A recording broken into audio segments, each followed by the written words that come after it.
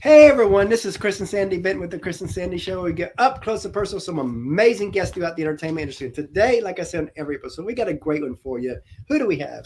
We have celebrity stylist Andrea Harbison with us today. She's the owner of Catch Salon and Spa, and she has traveled the world for hair shows, stage work, platform artists, and clientele such as the Real Housewives of Orange County.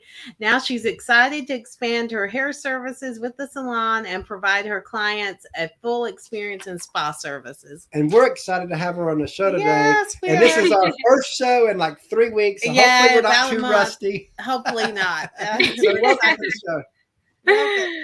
Well, thank you so much for having me today. I'm so excited to be on the show with you guys. We're excited to have you on. Yes, So, I always like to start the show out. It's kind of the same way. Past couple years have been rough for a lot of people. Oh, definitely. With COVID and all that. So how has that affected what you do? And what have you done to maneuver through this maze? Yeah, I mean, definitely for people in my business, especially because, well, for 2 years, with COVID happening and everything, for that first little bit, we were shut down, so we weren't able to operate. And so really just kind of picking things back up after that. The great part about the beauty business is everybody needs us, right? Everybody needs haircuts. Yes. Everybody needs color. So like after kind of the shutdown period, we just kind of took off, and it was like, okay, business is back. This is the new normal, right? Things were a little different for us at that time, but now we feel like we're back at it. But originally, when the pandemic first started, I was at I had a shop in Franklin, and now since the pandemic, I was like, you know what? I really need to expand. I need to like broaden my horizons with everything. So I ended up purchasing this property out here in Spring Hill. And so all the way through the pandemic, so on top of me taking clients and working, I purchased this building out here, which was, the building itself is 20 years old and actually had been like unoccupied for about 4 years. So I had a really big renovation on my hands. And so while working and doing that through the pandemic, I went through also renovation of my new space. So we gutted everything. And of course, during those times too, it was extremely hard to find materials. And so we made do with what we could. And, but it's evolved really great. And we opened this location August 1st. So I'm coming up on the 1-year anniversary of Catch. But really, honestly, the pandemic in the last 2 years have been kind of life-changing for me. When you sit down and you kind of assess where you're at and the situation, I think a lot of things shifted for me. And I thought, okay, now is an opportunity for me to really figure out what it is that I want. And of like you were saying before in my intro, I've traveled the world doing hair shows, and I was working with the Real Housewives of Orange County for 2 years and flying all over the country. And when that sort of stopped, it gave me an opportunity to really not so much focus on everything and everybody else, but what is it that I want to do and my goals for my shop. And so we created Catch, as in I created Catch. And so now I've been expanding with the spa, and that's been my newest thing. So I kind of feel like, although unfortunate times with the pandemic, it was great for me because I was able to make some pretty big moves in expansion of my career and things that I want to do moving forward. Well, that's like with us, we launched this show January of 2020. Wow. A couple months before COVID. And our original plan was maybe 100 interviews first year. Thought if we could do that would be a great foundation. And like I told you before the show, it was up and coming country artists. That's the roots of the show. And then COVID happens. And I'm looking around watching everything get shut down. I told Sandy, this might be a blessing for us because everybody's going to have time to talk now. Everybody had time. People who normally wouldn't come on a brand new show might be willing to come on a brand new show. So we just reached out to everybody, and we did over 300 interviews that first year, and we're almost 600 now. Wow. I mean, I think that's incredible because you take something new and a goal, and like, and this, we have a goal to get 100 people in here to do, and that's like one of those things where when things are meant to be, they fall into place. So it seems like I do think in the pandemic times we had a lot of people the same. You either rose to the occasion and just and over and beyond, or a lot of people changed jobs. You had a lot of people that went from I'm doing this, but now I'm going to do something else because I realized that maybe I didn't like that job. Yeah. And that's something that sometimes people argue with me over this, but a lot of people believe people are just lazy and they can't find workers. I happen to believe, and again, I may be wrong, but I happen to believe a lot of the workers that were working in 2019 did just what you said. You know what? I can't do anything right now. I'm going to go back to school. I'm going to go get this education. I'm going to learn skills online, whatever. But they changed jobs. So now that's why it's being tough. Yeah. And, it's so crazy because I feel like so much of the world has changed. And like you were saying, like the January 1, 2020, you were starting a new show. It was funny because I was traveling the world. So like I was actually in Dubai. I was in Dubai in January of when the pandemic was like first finding out. And then I came home and I flew to Vegas for a hair show. So I was like Dubai, Vegas, and then I came back to Nashville, worked a couple days, and then I went to Mexico for a week. And then I came back, and 2 days later, the world shut down. And I was like, so I went from traveling the world, literally across the world, to like, I can't leave my backyard. What? Like, this is crazy. So I can't work. Like, no, I have all these people on my schedule. But you're in the right industry, because if you do the research and look at the pandemic of 1918, the one industry that flourished was like makeup, skincare, all that.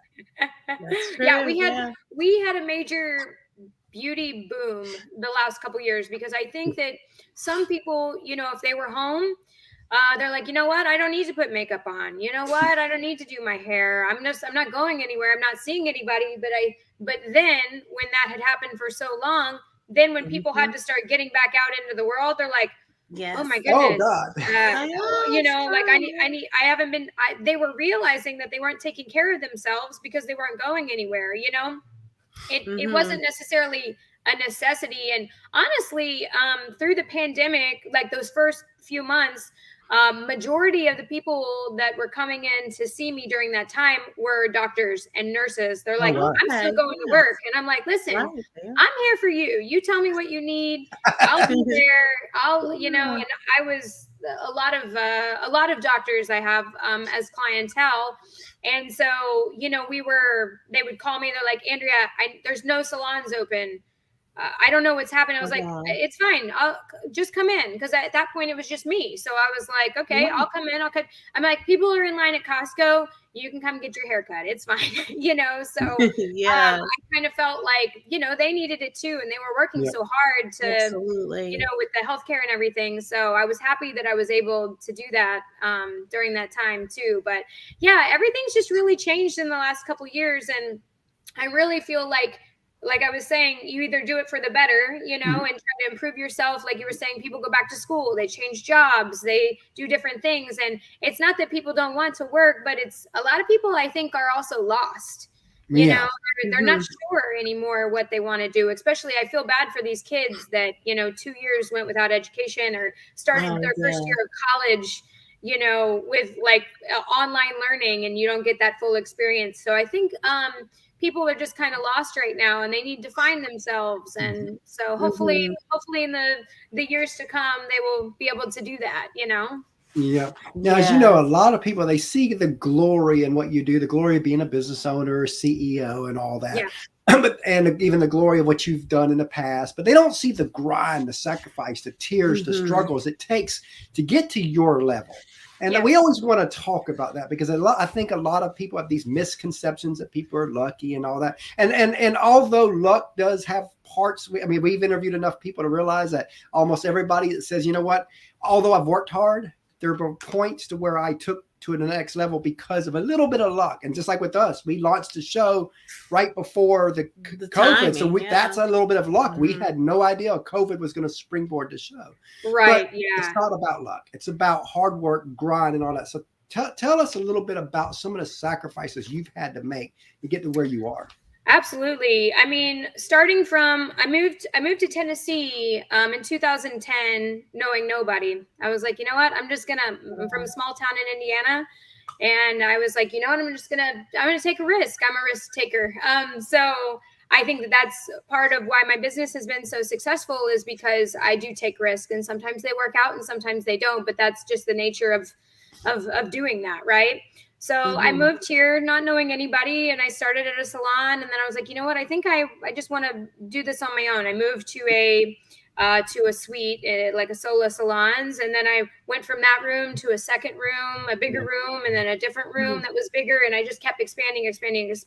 And you know, honestly, it's the people. The people have really encouraged me to keep doing more and adding more and doing these types of things. But it also comes with a lot of hard work. I mean, I always said, like, I work right now still to this day 6 days a week. So a lot of people, because they see me in here for every 6 weeks, but I joke around. I'm like, okay, well, I haven't really left this room since I seen you last time, so there's nothing really new with me. But so it does take a lot of hours, and I wake up thinking about work, and I go to sleep thinking about work. And I just recently got a puppy. That was a terrible idea.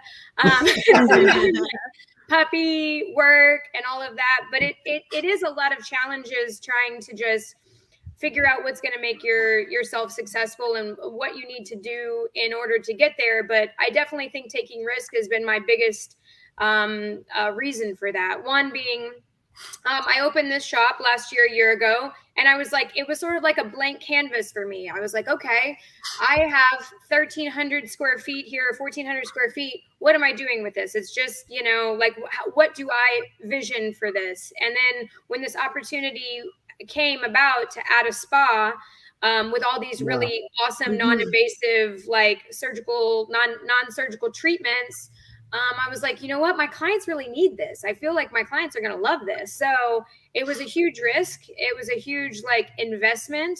But when it comes around, I'm like, you know what? This is what's going to take my business and my employees and everybody that I'm working with to the next level, so that we can, you know, expand to a second location and a third location, and maybe we, you know, put something in another state, you know, so and really become a brand. So I'm always catch on.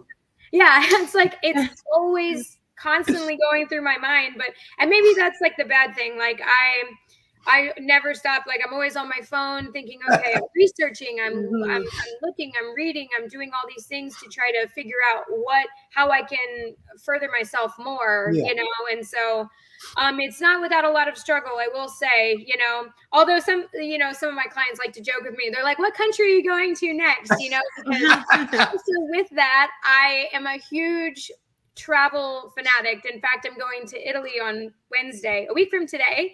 So, but it fuels my passion. So it gives me a chance to take time off and have that clear my mind and think about all the things that I want to do. And then I reward myself with, you know, going and eating lots of pasta. And that's what makes me happy. So love that. Love it. So let's flip the script and go the other way. We talked about the sacrifice. Let's talk about some of the rewards and all that. And let's start with how did the Real Housewives become a client? I mean, how did that come to be? Okay, so this is like an interesting story. So I actually own my own line of extensions. So I was launching my line of extensions, and I was doing a really big hair show for a distributor down in San Diego, and I needed hair models. And I was like, okay, actually, I have friends in LA, and maybe they can come down to San Diego, and I'll do their hair for the hair show. So one of those girls happened to work on the set of The Real Housewives. Oh wow. She was working like sort of like an assistant to the show. Yeah. And so it happened to be, even though they weren't filming at that time, one of the girls from the show had watched my friend's story and then reached out to me and said, "Hey, I seen you do you did this girl's hair. I would really love to have you do some extensions for me." So, and actually it popped up on my timeline today. It was 4 years ago. It was like the first day I did their hair. So I started out doing Emily's hair first, and then Gina also came the day that I was doing Emily's hair. So then I started doing both of their hair. And so then I was flying out there just to do extensions and color about every 4 weeks to maintain their hair. So it kind of really just all started with Instagram. That's how it happened. And I feel like that's kind of how Instagram is such a tool that people can utilize. It happened the same thing. I did extensions for a Hallmark movie for one of the Hallmark stars. She had found her makeup artist, seen me on Instagram, never met me or anything. She was like, "Hey, I see you do extensions and that you're in LA right now. Can you have time to do my clients extensions for a Hallmark movie?" And I was like, "Absolutely, yeah, I'm here. I can totally do that." So it just it's all about community, and it kind of got started that way. So I'm very fortunate that I've had those experiences, and of course, like pandemic times, filming came to an end for quite some time. Glam squad stuff kind of came to an end, and then I just kind of moved on to other projects like my space here. And so I so value the time that I got to do that. And so what did you learn most about you when you were doing celebrity hair? Do I? What did you learn most about yourself? About myself when you were doing celebrities' hairs? Let's see. Patience. I would say patience is probably the biggest thing that I learned about myself, or had to learn during that time, because you're on a lot of times when we were on set, you're on someone else's schedule.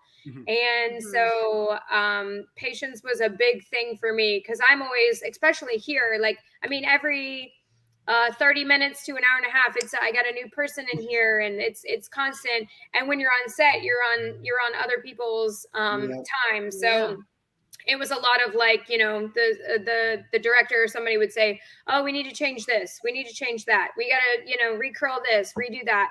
Okay, no problem. So it's like meticulous, but for a reason. And I learned a lot about the film industry too, with being on set with them. So it was interesting for sure. Awesome. A lot of people, they see you, but they don't see the team behind you. In our opinion, teams never get any love. On our show, they get a little love. So take a few moments and just tell us about the team that helps you be who you are. Okay.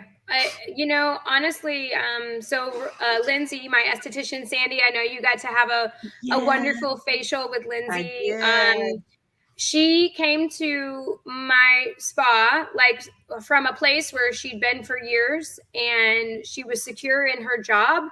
And, she took a risk joining my team with me. And I'm so thankful for that, because I know it is a huge risk to leave a job that you're very comfortable with and go to something else. So I so appreciate her. She has so much knowledge and so much experience that she brings to Catch in the spa. And then we have a new team member that is actually, she owns a couple of spas in Newport, California. She's here this week, and she's actually going to be joining in our team in a couple of months. So I'm really excited. She's been helping me out so much, learning new things about how the spas operate and how they work and all of that.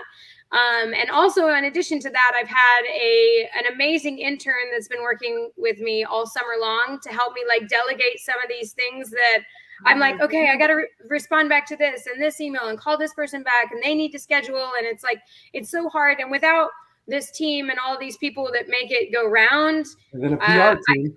I couldn't do it. Yeah. So, I mean, and for years I did do it by myself, and I was constantly you know, like you're almost gonna be in the same spot. And if you don't learn to rely and trust in other people, then the growth can really come to a stop there. So I'm so thankful for my team members and people that have come in and helped me, and also my clients. You know, it's like, I know they're not part of my team, but they are. You know, I thank them for the support and all the fun things that they've encouraged me to do, and just really like encouraging me to keep on going and doing more things. And without them, I have no business. So the people that have been with me since the beginning, you know, almost 13 years, they've been such an inspiration in helping me grow my business. And of course they tell their friends about me and their neighbors and they're everyone from there. So I've built this business completely on word of mouth, which is hard to do. It takes a long time, but I'm happy that I'm in that but position. for word of mouth, it's great because in Nashville, because I mean, that's what Nashville is. Mm-hmm. Exactly. It's word of mouth. I think here is because we're different than a lot of places, I would say. We are a community, and it's as big as Nashville seems and all of that. We are a community of people where we help our neighbors and we help our friends, and we are the people that, you know, would give the shirt off our back for someone to help them out. So I know, like I always tell, like, stop the people from moving here, you know, but no, I enjoy it because without the people that are moving here, you know, it's bringing awareness to our community. It's bringing businesses to our community. It's bringing helping our economy. So yeah, that's been, because Nashville's economy is not struggling. No, no, we are. I mean, especially in the housing market. The housing market is crazy. So it's like the interest rates keep going up, but the housing market doesn't stall there. It just the still housing market. Yeah, no, the housing market does not. You know, and I always I say this is like such a blessing because I bought my my space a year ago, and I signed the papers like June 1st, and so had I not acted on that so quickly, this would have never happened, because I mean, you can't even find commercial property for sale. It was interesting because one of my good friends, her partner, helped me find this place, and it was funny because we walk in and I was like, this is gross, you know, like it just been vacant, you know, like I was like, okay, but the visionary that I am, you had to have the vision. Yeah, you had to have the vision. I mean, I'm sure tons of people came and looked at this place and were like, no, can't do that. But I seen it as an opportunity, and so it was funny because I was like, all right, let's sign the papers, and he's like, no, are you sure you don't want to, like, you know, like, think about it, look at it. I was like, nope, there's nothing else. I want this one. And my friend, she was like, he said something about, you know, well, should she buy this place? Like, should we not keep looking? And she told him, Andrea is very matter of fact. If she says she wants it, then she wants it. Like, that's exactly right. I'm very certain about my decisions. You know, speaking of teams, we have a third co-host, our little 10-year-old that we let come on. Yes, we have him on every show. I will go get it. And we've got a 3-year-old that when she gets older, she'll be plugged in the show too, because we keep it a family affair.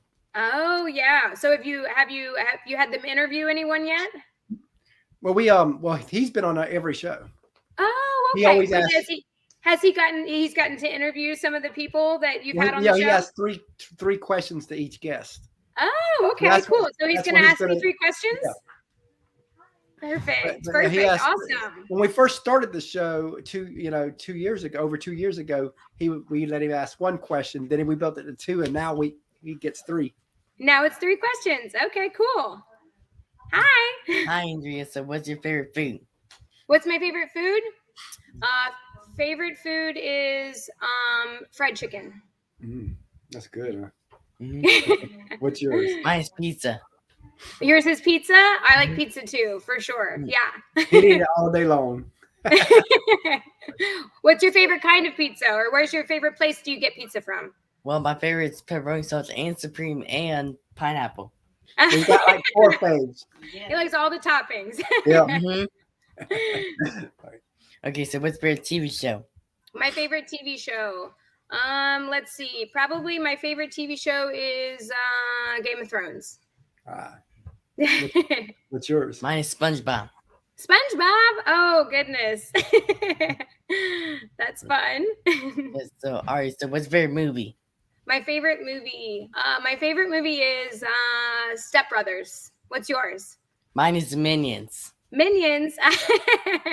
And we just got, and we was up when we was visiting Nashville. We actually watched the Minions too Oh, did you? at the theater. It's so I good.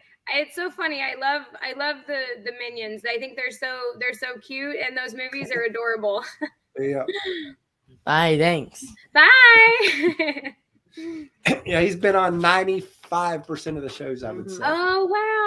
Oh, that's great because that gives him like much like worldly, like he gets to talk to different people, and then he's not scared to ask questions when he needs to. And we just started doing YouTube Shorts where we've taken some of their videos that we make, like him at the trampoline him at the trampoline park. He goes up the warped wall, so we post that, and it got like 1,600 views, and he's so excited about that. So we told him that next year, probably January, we'll have him launch his own YouTube channel. Oh my gosh. Yeah. I had a little kid in here earlier that was my client's son. He was saying how it's like the new thing, right? The kids to start their own YouTube channels. And that's it. I feel like YouTube there's is a such lot an of awesome money there. resource. Yeah.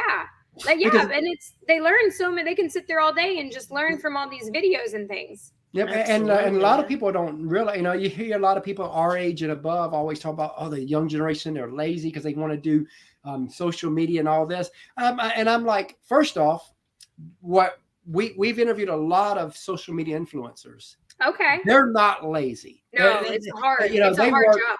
They work all day long trying to come up with great content. The content creators are like amazing, and the money they make. I mean, some of them content creators on YouTube is making 10, 20, 30,000 a month. Oh, absolutely. Absolutely. And really it's not an easy job at all. And I mean, even just me, like the past couple of years when I was running all my social media myself, I mean, it's a full-time job on top of working. You have to get content. And then you're like, if you're working all day and you don't have time to take content or upload content, and then it's tough. It's really tough. So I always say, it's funny because people always talk about the Kardashians kind of negatively and how they do things. And I was like, you know what? I have mad respect for the hustle that those women have. They have no idea how hard they actually work. Those ladies work hard. Not only that, but just even the amount of hours that it takes to, they're in the public eye all the time, constantly, and they still they hold their head up high and just keep on going. And I want to say I have mad respect for them because they're total bosses, and I'm like, I love it. I see inspiration in that. And although some people will be like, oh, the Kardashians, they have so much money or this or that, I was like, they didn't make that easy. You know what I mean? It was hard. So it's just like for everything else and everybody else that's out there trying to get their passion and fulfill their passion with whether it be an influencer or whatever it be, or a country singer. The hustle is a mad respect for that. Host.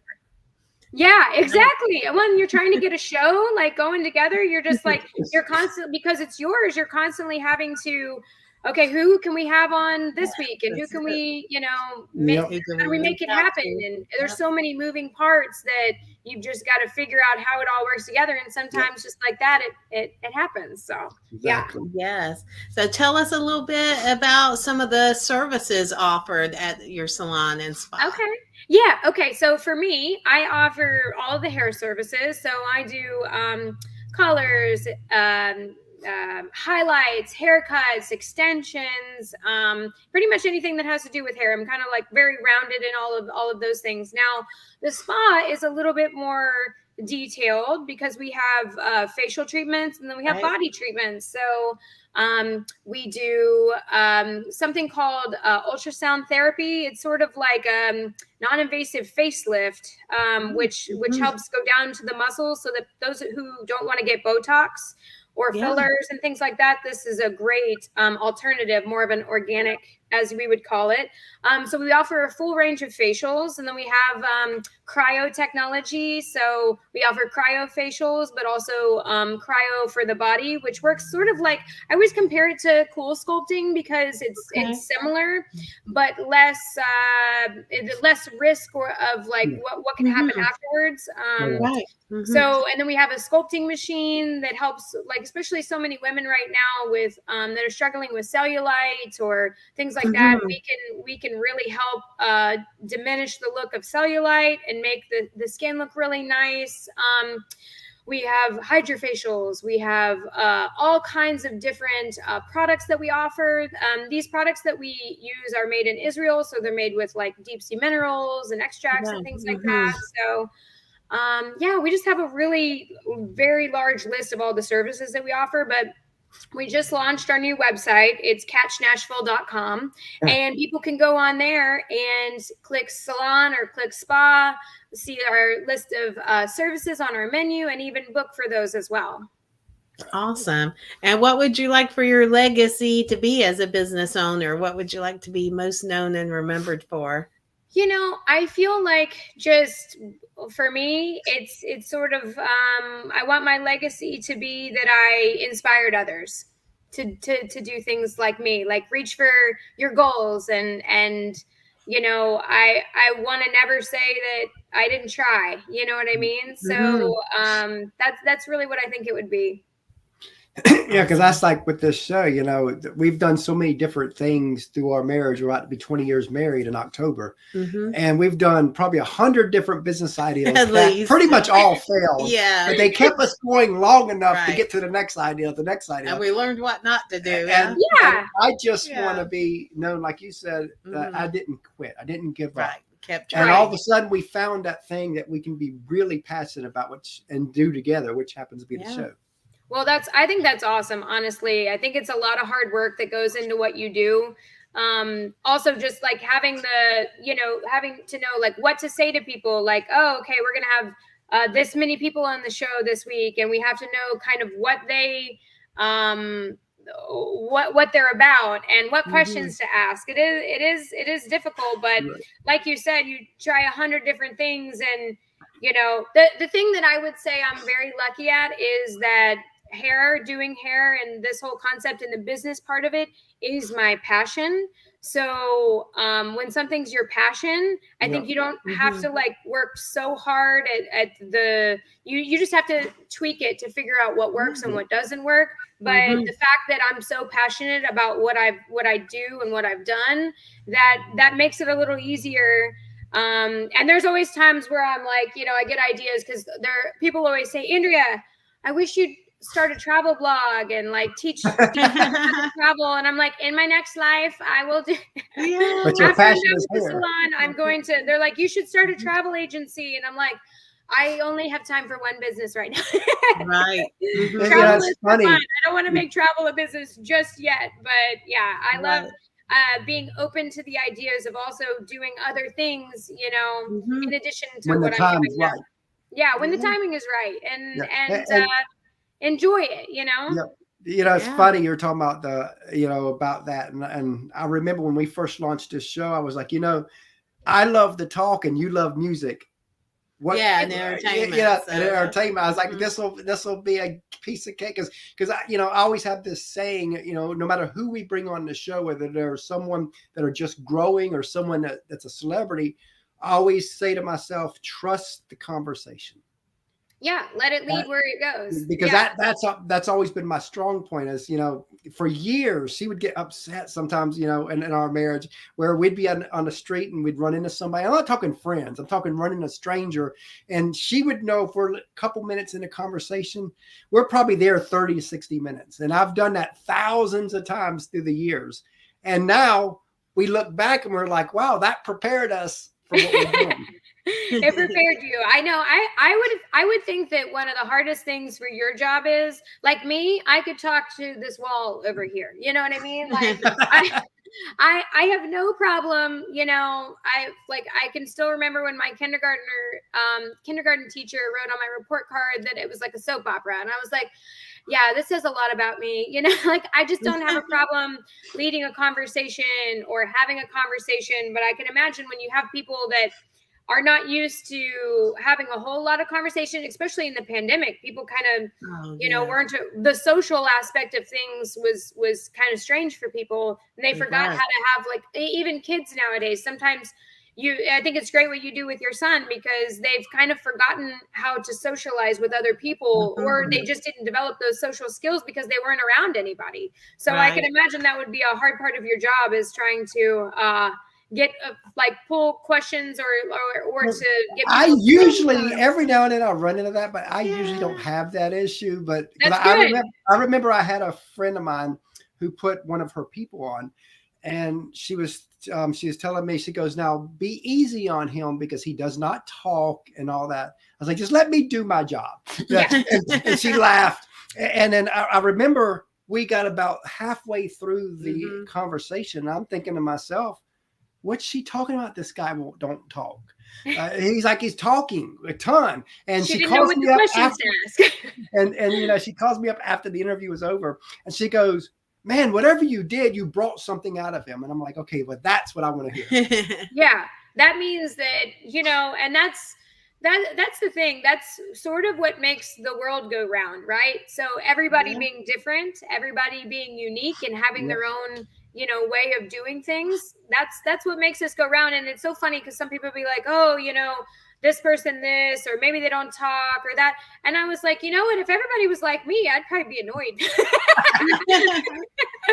You know what I mean? Because it's like, I don't have problems, talking to people and having conversations. And sometimes I have people that sit in my chair and I kind of, okay, are they a talker or are they not? You just never know. So I'm like, sometimes I'll try to make conversation because, especially being in this location, I have new people almost every day. And so it's like meeting a new face, every day. And so it's like the questions that you want to ask or need to ask just to find out about those people. And I'm kind of different. I like to know the people that are coming in, and I like to know about their families and where they're from, because now everybody that pretty much lives here or has moved here is not from here, so they have a unique and interesting story. And everybody's got a different story. Exactly. And that's, like I said, that's what makes the world go round. If we were all the same, then that wouldn't be good. Yeah, exactly. Right. So as we start to close out here, tell everybody how they can find you. Okay, so we're in Spring Hill, Tennessee, on Main Street, and our website is catchnashville.com, or our Instagram is catch.nash, and so we post lots of fun videos and showing the process of the service and all the things, and our website is linked to all that. And like I said, we're out here in Spring Hill. We're just 30 minutes from downtown, which some people think is like Alabama, but I'm like, we're not in Alabama. It's just south of the city. So, Sandy, I know you came and you had an experience here, and hopefully I did. I truly enjoyed it. Yes, and you have a beautiful facility there. Thank you. Definitely enjoyed the facial that I received.